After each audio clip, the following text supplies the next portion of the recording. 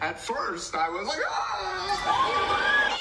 But now that I've had time to absorb it,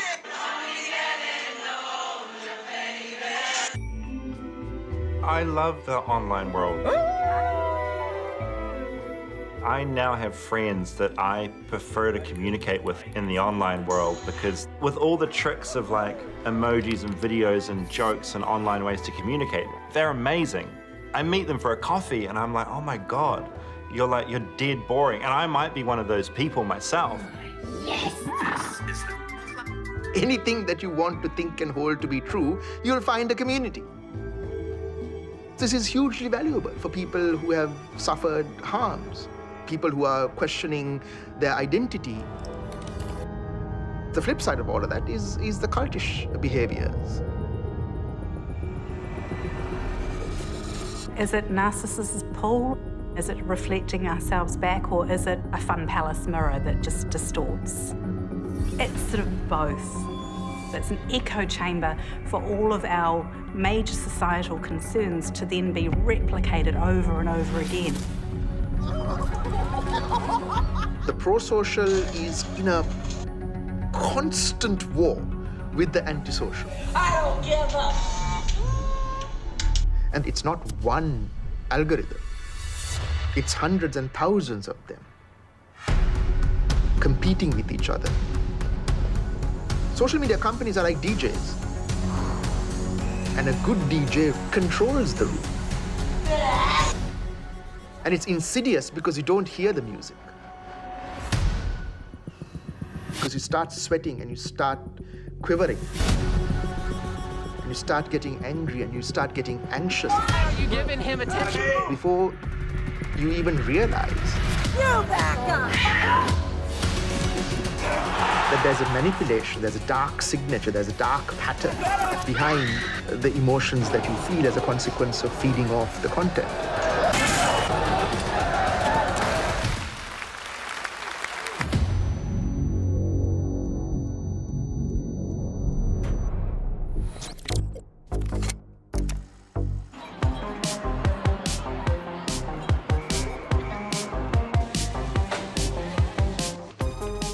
I lived in a world before the internet existed, so I clearly remember like a before and an after, and I got to see that transition. Like, I feel lucky to have seen it.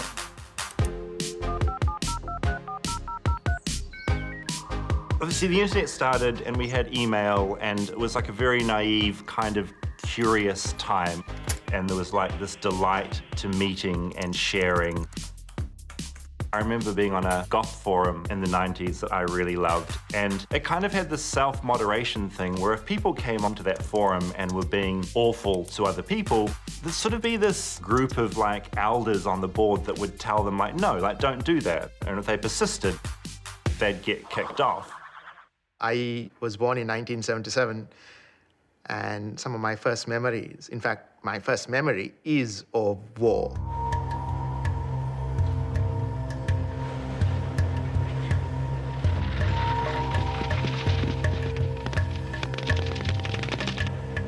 And channeling that was what drew me into the study of disinformation. I set up South Asia's first Twitter account for civic journalism in 2007. And remember, this was the time of the Arab Spring.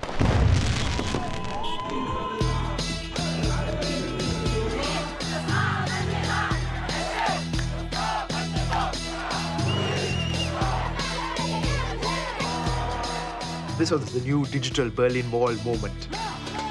There was democratic potential in the use of these technologies in the hands of individuals and citizens. So that was the early hope. We've got an innovative new way to create applications for mobile devices, and it gives us tremendous capability, more than has ever been in a mobile device. I noticed a sharp shift in 2012. The moment Facebook and Twitter were made available on smartphones, almost immediately, the most violent forms of extremism linked to religion embraced the potential of these platforms to spread and promote harmful messaging. Here was this two-faced monster, simultaneously promoting and producing harm. It's hard to pinpoint where it started, apart from saying that it certainly didn't start in the United States, where Facebook started. And when it was pointed out, Facebook ignored it. Over 30. Healthier. This is Karen. Democratic pigs! All of you! Get that on camera! We got it. It's just chaos driven by these social media giants. It's like pushing people towards conflict, because more conflict means more engagement.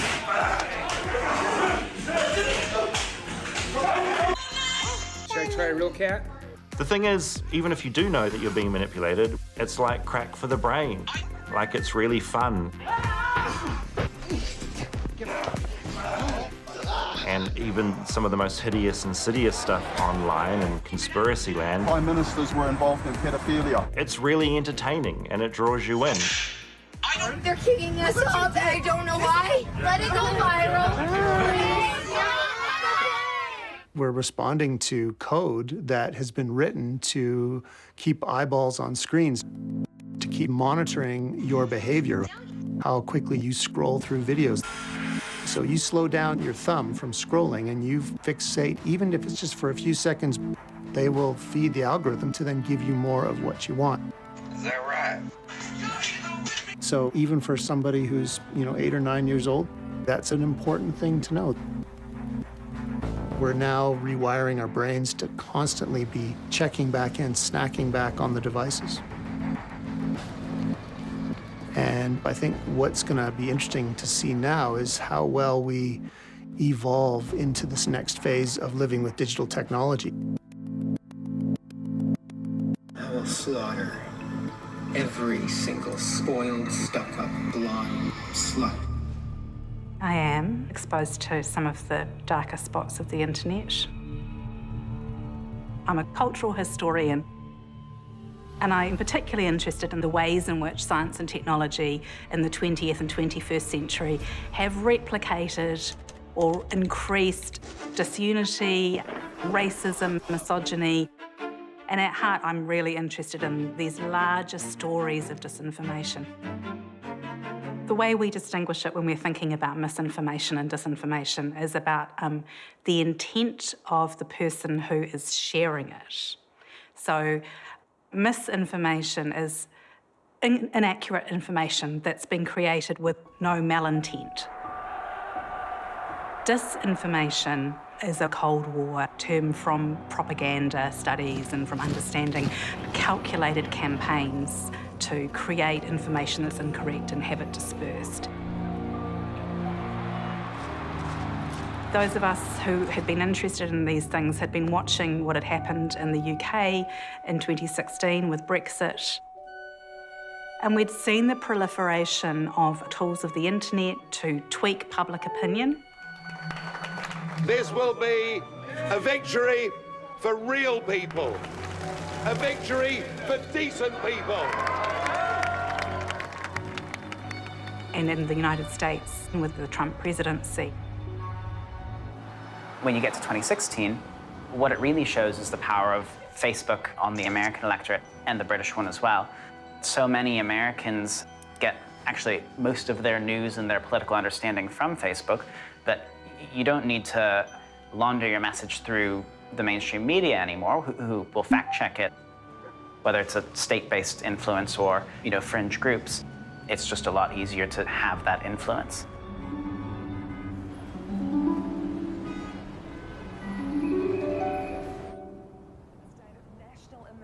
Has been declared, giving the government special powers to combat the spread of COVID-19. The pandemic is the ultimate amplifier for disinformation and some of these sort of fringe and extremist beliefs. It's no longer just the people who are socially isolated, who spend enough time on the internet to fall down these dark rabbit holes. Suddenly in the pandemic, everyone has the time to spend on the internet.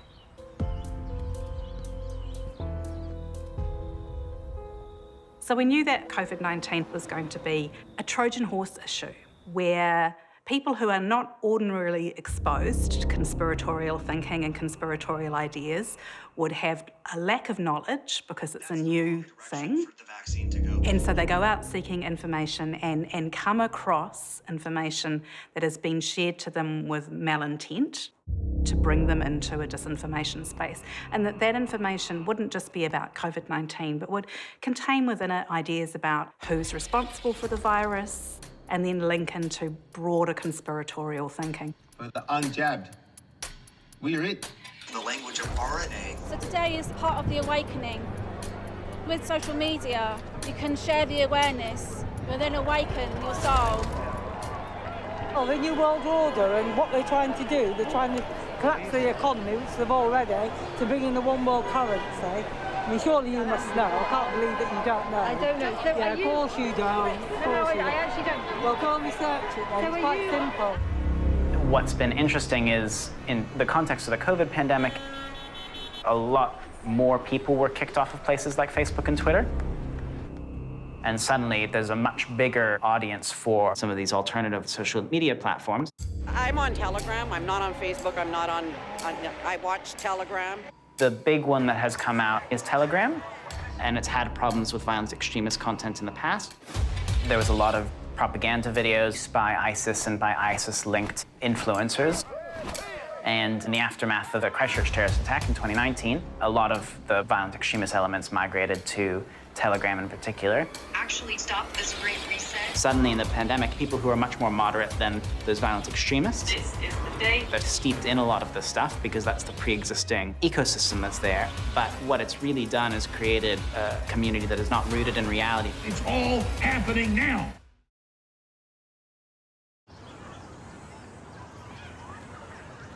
I don't think I ever really expected there to be a far-right terrorist attack in Christchurch, even though there were far-right groups here.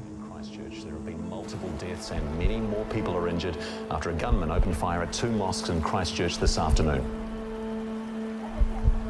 I saw the screenshot of his 8chan post, and it was immediately obvious. This is an alt-right terror attack by somebody who has lived in that online alt-right world. And it's happened here. It's happened, you know, just a few kilometres from where I was sitting at the time. Yeah, and we're rolling. Action. Propaganda. What is it exactly? I started the YouTube channel not long after the Christchurch shooting as a way to get information out about the far right. News probably depends on your own worldview. The new alt-right is a bit of a different beast than the old sort of skinhead scene that we had here, 15 years ago. And I'd started watching that scene as early as 2014 as I watched Gamergate emerge online. Gamergate was a movement of sorts by a lot of angry young men who targeted women in the video game industry with harassment. A lot of those young men saw themselves as the oppressed group, people who were adults and still living with their parents. This is my generation that sort of graduated after the economic crisis of 2008, and there weren't a lot of jobs for them to go into, and the jobs there weren't well paid. And it was this escape from the bleak reality of their existence to go into these sort of virtual online fantasy worlds. Video series exploring the roles and representations of women in video games. And when they saw, feminists starting to criticize video games... And we haven't even kissed. We can remedy that right now. Or they saw game studios adding in a gay character to a game, that angered them because they felt this is an encroachment on their domain. And that group of angry young men online were harnessed to be a part of a more reactionary political movement. Breitbart News, where Steve Bannon was the editor, hired the tech blogger Milo Yiannopoulos to write sympathetic coverage of Gamergate. Breitbart News were calling themselves the platform for the alternative right.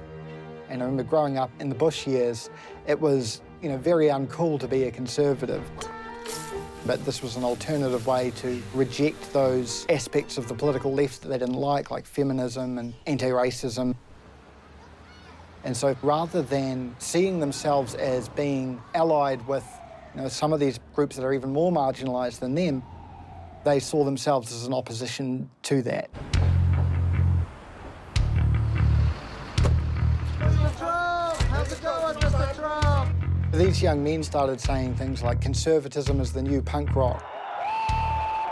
And they felt that they were taking on the elites, taking on the establishment by voting for a multimillionaire. What the hell do you have to lose?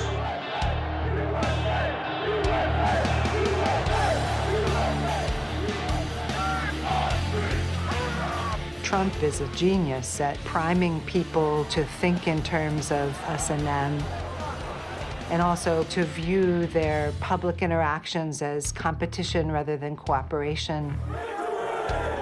It's uncanny how successful the whole authoritarian social media ecosystem has been. It's really transnational now. I learned from a guy called Klaus Televide, and he read all of the memoirs of the people who were the sort of volunteer proto-Nazis in what became Nazi Germany.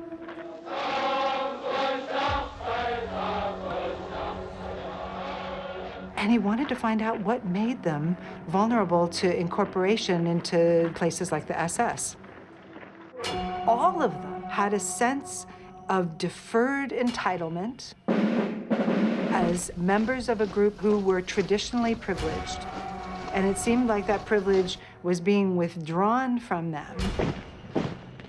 They had what is often called authoritarian personality, which is when you're only comfortable as part of a really rigid hierarchy, where you're so-called kissing up and kicking down.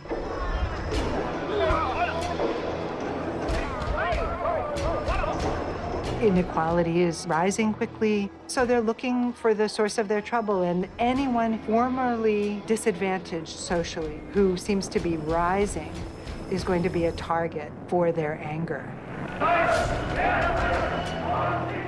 Whether it was women or gay people or foreigners of any sort. And they fantasize about reducing them to a shapeless mass.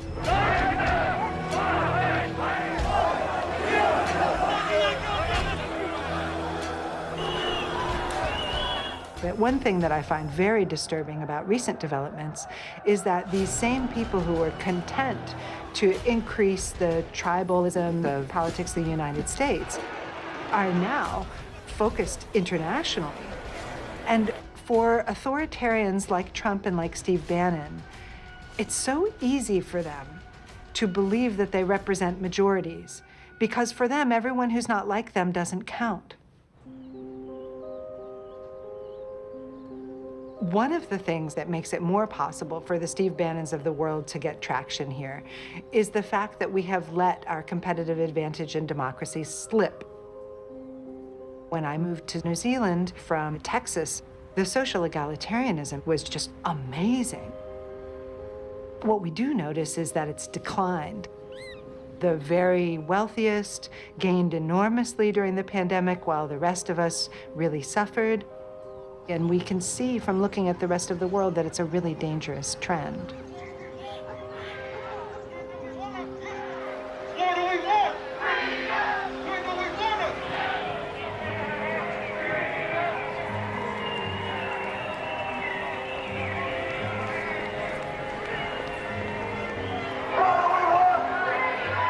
There's certainly a consciousness on the part of the biggest misinformation spreaders that there are certain ways they can leverage the pandemic and people's frustration over it in order to accomplish some of their pre-existing goals. There's a lot of recruitment activity from people like white supremacists and white nationalists who see the pandemic as an opportunity to grab people who are now left out on the edges and to pull them deeper into something much darker.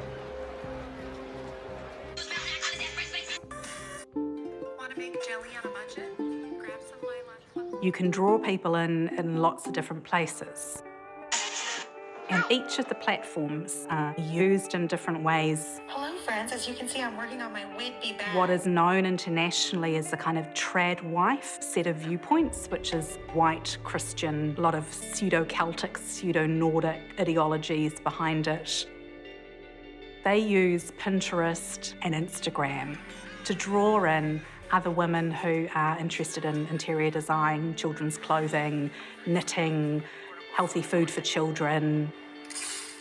And it does draw people in towards a set of white nationalist ideas. I mean, it's relatively easy to see. If you see a very beautiful, fair-skinned, blonde or red-haired child with beautiful braiding in her hair and some flowers, just step back a little bit. Which is really distressing because that's my heritage. All cooking with the girls. And us women, I think what we have to do is sometimes back off and be that little submissive person. One of the things we've seen the most is hyper-masculine framing, an extremely toxic masculinity. So, you know, to be a man is to be someone who's armed, someone who's prepared to kill on behalf of women and children. And I think a lot of males out there know things, aren't they? So I'm going to look after the woman. The Southland men have got to stand up, we've got to be counted. And very fixed ideas about gender roles, race, ethnic identity, nationalism, and rights to things like free speech that are very influenced by a totally US-centric model.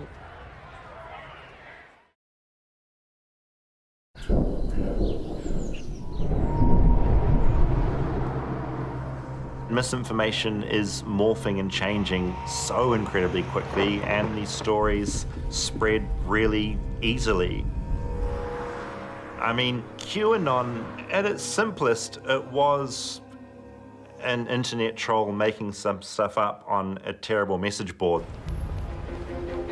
It started in like a very comical way, like Donald Trump was at a filmed meeting and he said this really cryptic term. You guys know what this represents?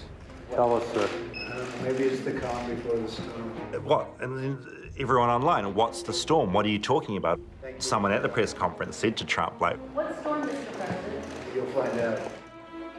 weird thing to say. Thank you, everybody. Trump says a lot of ridiculous stuff. I don't think he meant anything. I don't think he knew what he was saying.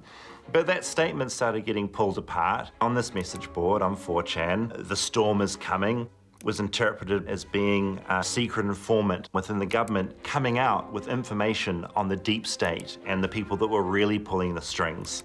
And this story jumped over onto social media to a point where suddenly mums and dads are talking about it. What is the plan? It's to save the world. We don't know who particularly Q is. Q is a movement. It's really just a military intel who tells you to think for yourself. Who says think for yourself? A cult wouldn't tell you to think for yourself. They think that Trump literally is going to reveal all the bad actors on the planet. You guys in the media are going to be totally shocked one day when they arrest them all and they cart them off to Guantanamo Bay. And this deep state cabal has made a lot of their money through child trafficking. They sacrificed these That's children. where we are at. How did they get power? They slaughtered children, drank their blood? They think the pandemic was invented in a lab to depopulate the planet, that Bill Gates is heavily involved. Bill Gates did this. He's a genocidal maniac. I mean, you have to stop this. Hollywood is trying to normalize pedophilia. It sounds like lunacy, but that's what unfolded. We're taking back our country, and it's going to be biblical. These grand conspiracy theories explain like why you're not doing as well in life as you wanted to. And there is a satisfaction to thinking that you hold this secret knowledge about how the world is run, and that there are these dark forces controlling us that we have to push back and fight against. Something I started noticing with a lot of the people that had fallen into conspiracy theories about the deep state. You know, a lot of them had evangelical backgrounds, and evangelical Christianity primes you to think that in this dimension, like all around me right now, like hidden is this fight between like good and evil. It's literally demons and angels kind of fighting. You're primed, if you believe that, to jump into all the narratives that QAnon is giving you, because QAnon is the most epic story of all time of like these hidden evil shadowy forces ruling the planet, and like us freedom fighters being able to like fight back. Of course, that's never going to happen because none of it's real, but it's a really tempting thought. Take your heads off our children! Take your heads off our government! Tell the truth! Tell the truth! Tell the truth! Tell the truth! Tell the truth! Tell the truth! Tell the truth! Tell the truth! Tell the truth! Media! Tell the truth about the females and pedophiles! When even the normies wake up and realise how many lies you've told, you won't be forgiven. You won't be forgiven. Part of the problem with this misinformation and this extremist content is not just that it is wrong, but that it puts the stakes so high that violence becomes rational. Traitor! Leave our children alone! Our forefathers have fought for this land, and you don't ride roughshod over it because some girl in a skirt is on a power trip. If you look at the Nazi occupation of Europe in the 1940s, it was rational to form an underground resistance that was violent and that attacked Nazi officials. So if the world that you live in is rooted in a fictional world where politicians are putting out a vaccine that is literally killing children, it's not necessarily an irrational jump to go, I should do something about that. And violent action might be justified. I think we should just bring it back to Nuremberg and execute these people. PM me if you would like to be part of a jury that is bringing things to justice. Please come forward and we can take this government down. For New Zealand, fucking wake the fuck up! Sunday, we will be here every fucking day! If you have 200 people on Telegram saying they want to hang politicians, well, they're not all serious about it, but what if one of them is? It actually only takes one person who has been mobilized and who has the means to commit violence for something to go really horribly wrong.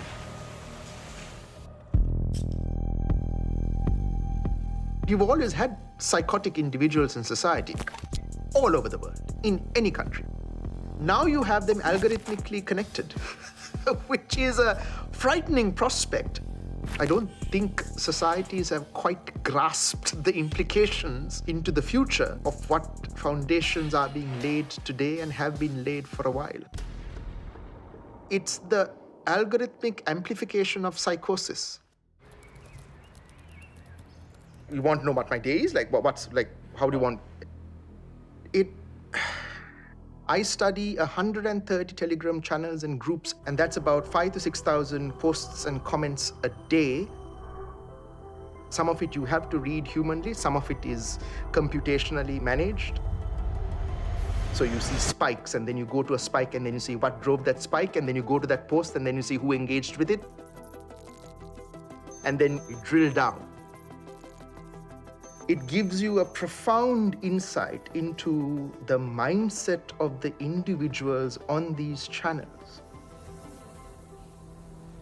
Prime Minister Ardern would be the one who gets the most amount of violence directed at her on a daily basis on the landscapes that I study.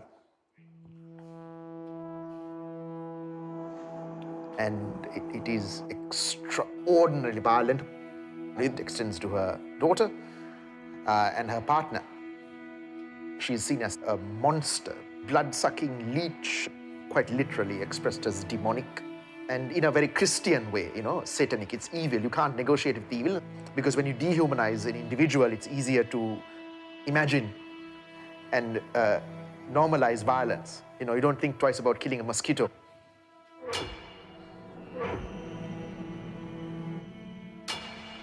It is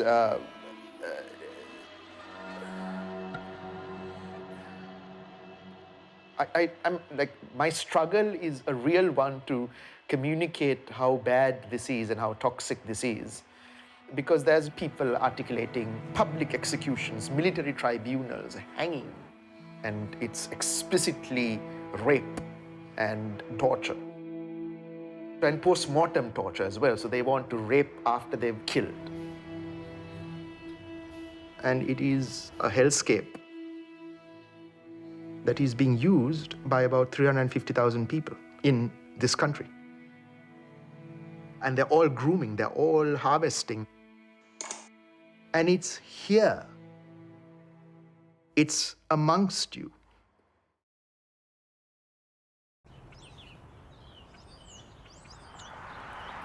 I received 2 anonymous death threats at the start of the month.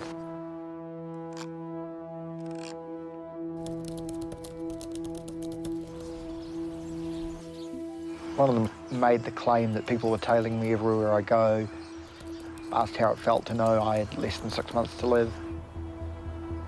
A more overtly racist run arrived a couple of days later.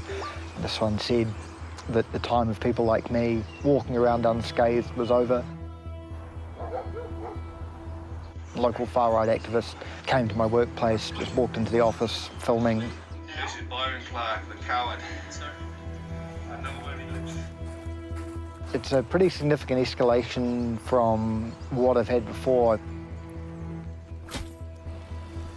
The latest threat I got was an email saying I should watch my mouth or they will kill me and I will bleed out slowly. Quickly followed by another email from the same person saying that they go to the same supermarket as me. It's feeling like something violent happening. It feels more likely than a year ago or even 6 months ago.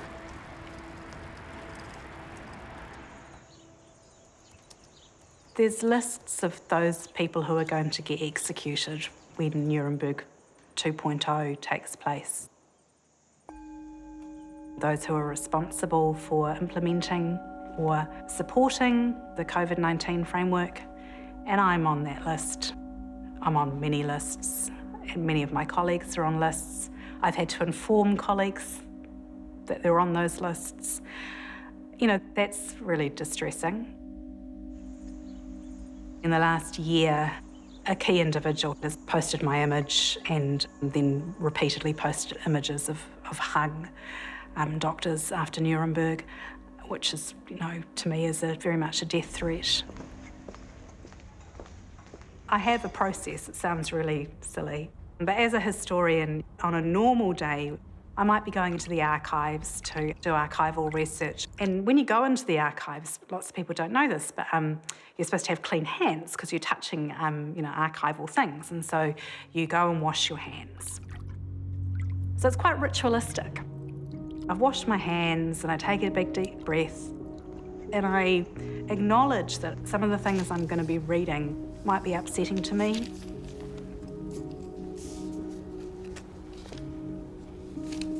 And then I do the same when I finish with that text. I sort of close it and I breathe and I go and wash my hands again. And I find that really helps me keep a sense of separation. And so I actually do the same thing when I do my work at the computer. But yeah, I mean, it's hard to talk about with my husband and my children. It's not that you're lonely, but you're very alone, profoundly alone. I have a Sri Lankan counsellor who's generally helping me with stuff. And Kate has her own counsellor who's helping, so we cope. But you can't, you just, for a variety of reasons, I mean, nobody would understand in the first place. I have 2 showers a day because you try to wash away the sins of your work, knowing full well that you do it for the right reasons, but the vulgarity, the venom, the viciousness is constant, and it's white hot. In that evening shower, which is a hot shower, it's a long one. You know, my Instagram is full of dogs and cats. It's because the algorithm has got used to my late night scrolling and joy scrolling, which is nothing to do with the work. And so I have trained the algorithm well to not present me with anything that's of topical or contemporary or political interest.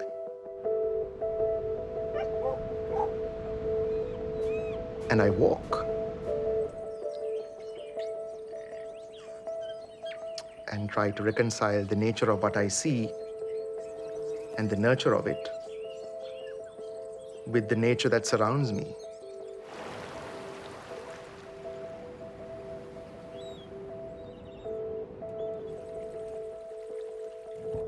Years ago, we used to talk about the internet as being a bit of an escape from the world. Now, I like to use the real world as an escape from the internet.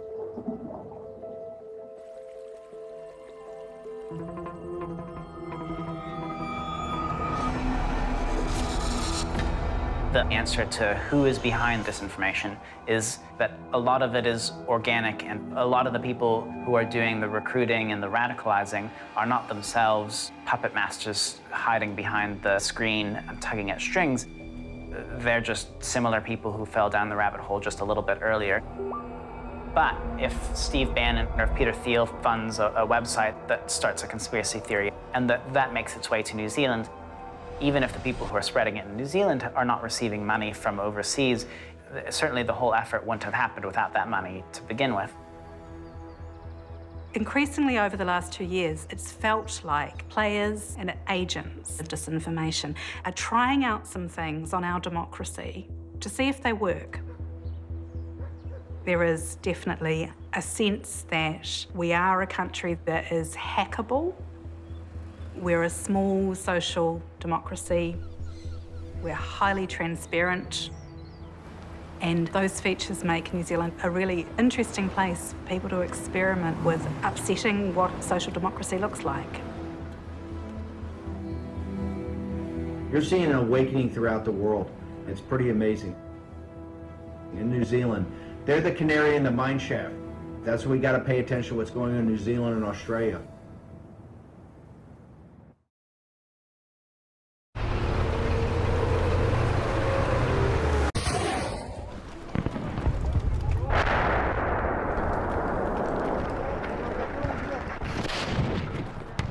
After the invasion of Ukraine, there's something very curious that studies around the world agree on,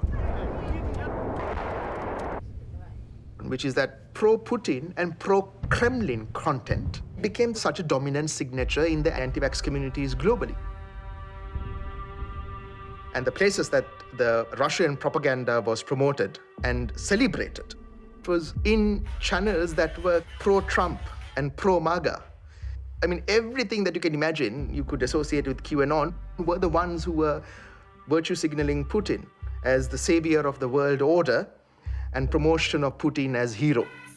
Sometimes even saying that the genesis of the pandemic were in the Ukraine. Like Russia at the moment, because they're taking care of the deep state, smashing Biden, Hillary Clinton and all them, and the deep cabal, and which basically Ukraine is a cesspit. And when you start pulling at that string, then the curtains start coming down. And then you start unraveling what is actually a global network of disinformation, linked to certain states, in as much as can be determined.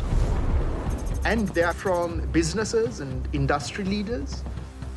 They are ex-politicians associated with a certain political ideology and religious leaders. And we are witnessing globally the contestation of liberal democracies in ways that you would have thought ended with the end of the Cold War. Frankly, we did win this election. This is nothing less than an epic struggle between good and evil. Uncertainty, anxiety, anger is the purpose of disinformation and misinformation. It's an internal cancer that rots society from within.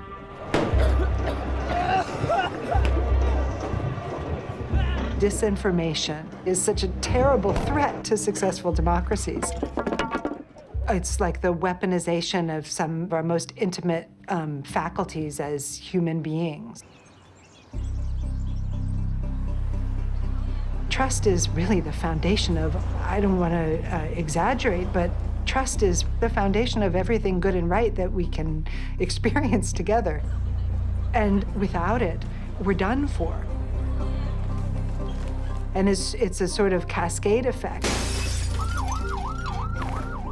As soon as you no longer trust everybody to be contributing to the public good, you don't want to be the last patsy standing while everybody else is, you know, getting by on the sly. Yeah, call the police. Some kind of fucked up dystopia. The deep fakes, incredibly convincing. President Trump is a total and complete dipshit.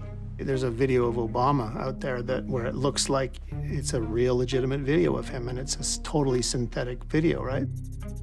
Same with this person does not exist, that website, which is completely 100% AI generated. None of these people exist. It's all just facial features that have been created by AI. This is what's out there. Think about the stuff that is happening right under our noses that we don't know about, that we think is real.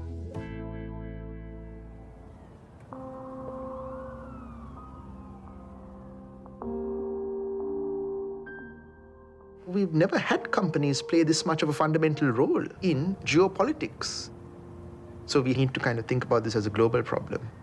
And there are intergovernmental research groups on information disorders that does treat it as a global virus that requires a global community to address it. Not unlike climate change, actually.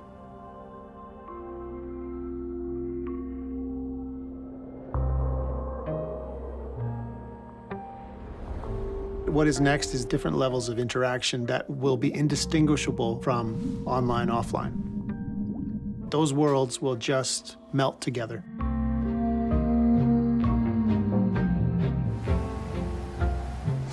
You won't know what reality is outside of your own preferences and your own experiences. But I think the change is exponential. Hey, what's up? And it's happening. So this is the main spot where we meet together to co-work.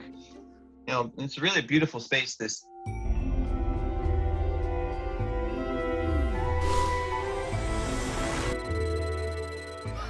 The metaverse is constructed by private companies who call the shots instead of democratically elected governments. But if these places are where we have all of our social interactions and they're not actually public spaces, that throws up really fundamental issues about, is that how we want to live our lives? Hey, are you coming? Yeah, just gotta find something to wear. All right, perfect. It's kind of like a sort of corporate feudalism in that, you know, with feudalism, the lord owns the land, the lord owns everything around you, and you're sort of just allowed to eke out a living on their lands. It's an enormous mistake for us to allow the metaverse to be subject only to the rules of its private owners, because that means the well-being of everyone who enters there is going to be dependent on the arbitrary whim of the owner. If all the economic activity is happening in the metaverse, then it is not a legitimate argument to say people freely signed away their rights.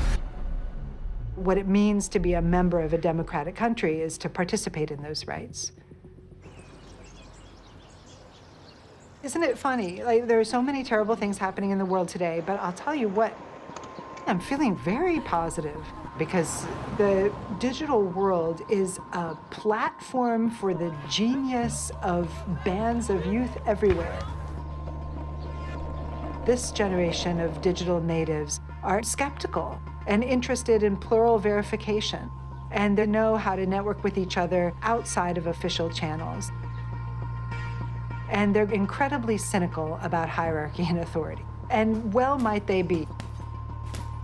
They're not going to be expecting corporations to be acting in their interests, which is something that people of my generation frequently did.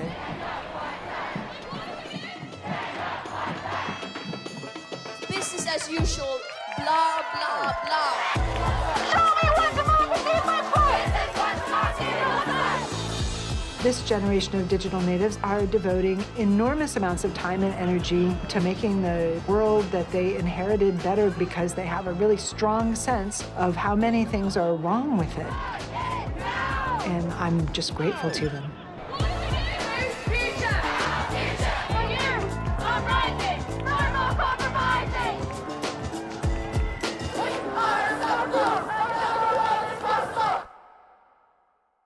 Whether the digital world kills us before climate change does, I don't know. It's like a race to the bottom. That's what I feel like on most days. So not hopeful? No, I'm not going to be the hopeful end to your film. It's not good in my mind. And yet there's a small part of me that holds out hope that maybe there's a way through, you know?